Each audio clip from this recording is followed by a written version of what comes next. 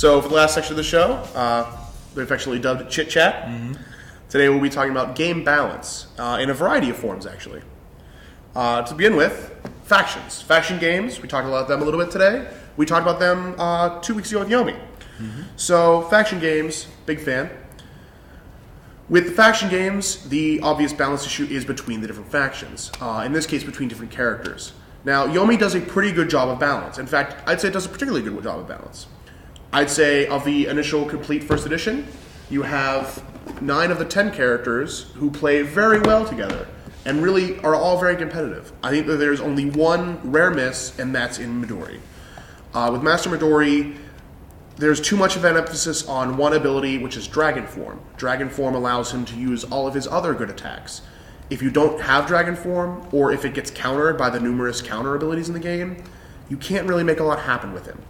So when you're thinking about balance, when you're looking at designing a game, or when you're trying to see what you talk about the merits of a game, balance is really key. If a game's not balanced, if the initial starting positions aren't all equal, it's really unfair, and somebody's going to have a bad experience. If a new player is handed the Master Midori deck, he's going into it with not really good odds. Right, because he doesn't know the game, and the deck isn't particularly good. And this leads to a problem even in more competitive play, because there's a choice that just doesn't get picked.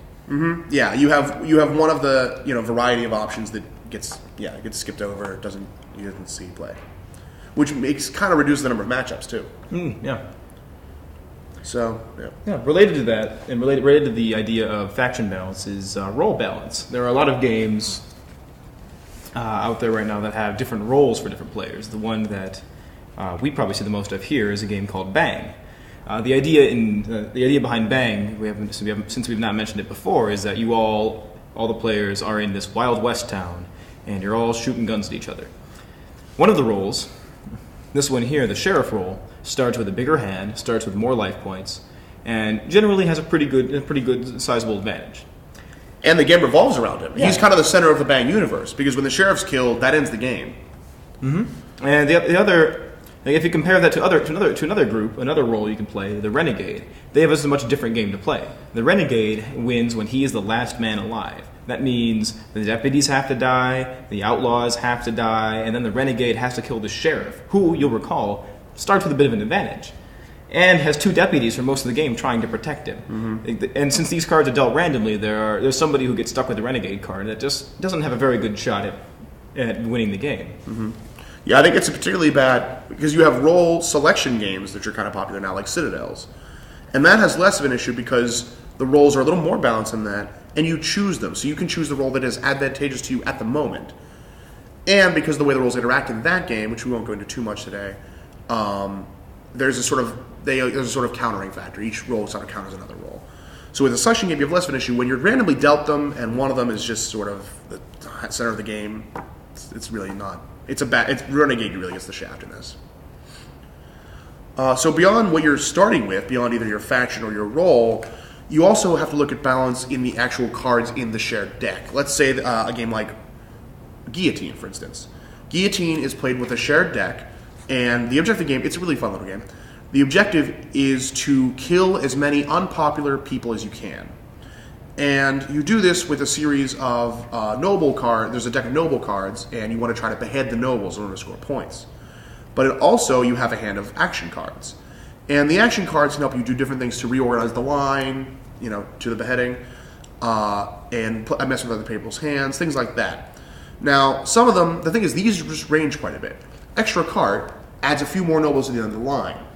Now, that can help you if you're losing and want to draw the game out, but it's rarely to your benefit to use your action on that.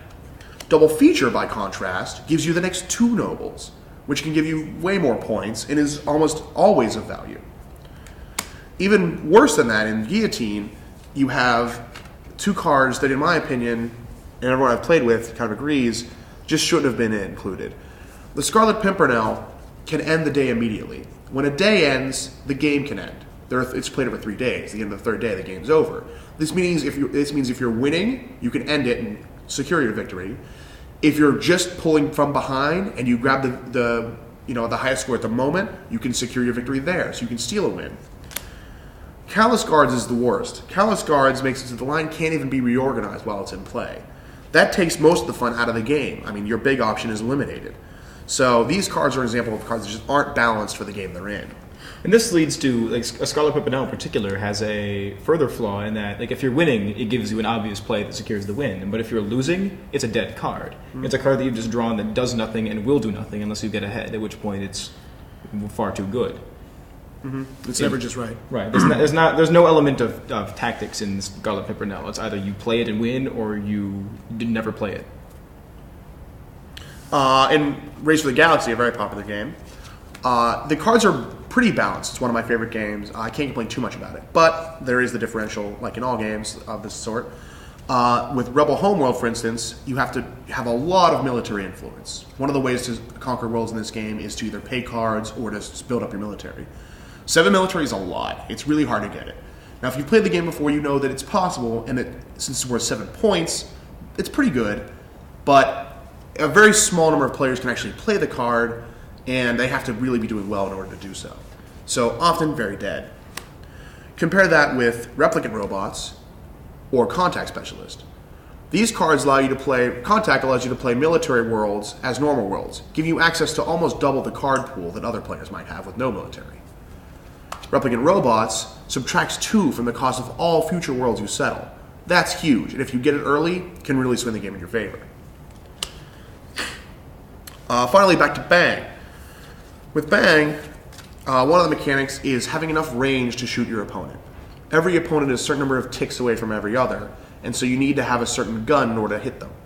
So now, there are 2 different guns here, and the only difference is in their range. One of them is a 2, and one of them is a 5. Obviously, the 2 is a completely inferior card. You would never prefer to see the Schofield of the Winchester. It's just worse. Beyond that, there's a card like Wells Fargo that exists, which just says draw 3 cards. Now, it doesn't take a lot of math to realize that the draw 3 card is completely superior to the attack 5 card. Especially since in Bang, you don't have a limited number of actions. If you can play cards, your turn can go on as long as you want it to. Absolutely. So playing Wells Fargo doesn't cost you any kind of tempo or any kind of other disadvantage other than you. It's not like there's a mana cost right. or any sort of other thing. Yeah. You just get bonus cards in your hand. Moving on from that, there's one final element of balance that we're going to look at is going to be balance in choices. There are a lot of games that they give you a lot of different options of what to do with your turn. And in some cases, some of these options are just really poor choices, and almost always really poor choices. For instance, in one game we have Shadows over Camelot. The idea in Shadows is a very complex game that I don't want to go too far into because we'll never come out of that rabbit hole. The idea behind Shadows is that you play the Knights of the Round Table, and you are on a series of quests to try to save Camelot from traitors.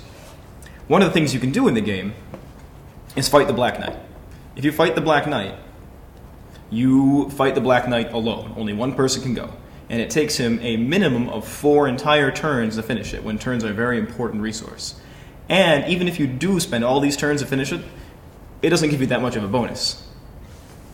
A similar thing appears in the game Pocket Battles, wherein you must spend actions to perform you must essentially spend orders to get your units to do things.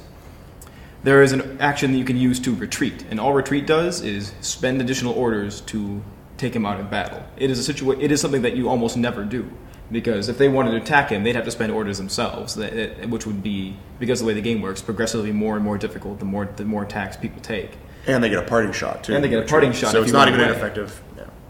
Also, back to Shadows. In Shadows, one of the things you can do on your turn is trade in 3 of the same card to draw a card. And it's just like, that just never comes up. I mean, I never see people do that. It's just really a dead option to draw new cards using 3 of the same card. So, I mean, there's also, within Shadows, not only are there bad quests, but there are bad turn options. So those are, of course, since game balance is such a huge topic, it'd be difficult to go over it in too much detail. But these are the 4, and I suppose the 4 biggest things you'll see in so between factions, roles, individual cards in a shared deck, and turn options. Absolutely. And I mean, I think they all need to be looked at. And I mean, it's really important when you're designing a game to look at balance. I think it's, for me, as sort of an amateur designer and as an avid game player, it's one of the first things I look at. balance makes or breaks a game for me. Absolutely. If a game's not balanced, I mean, like we looked at Gosu last week.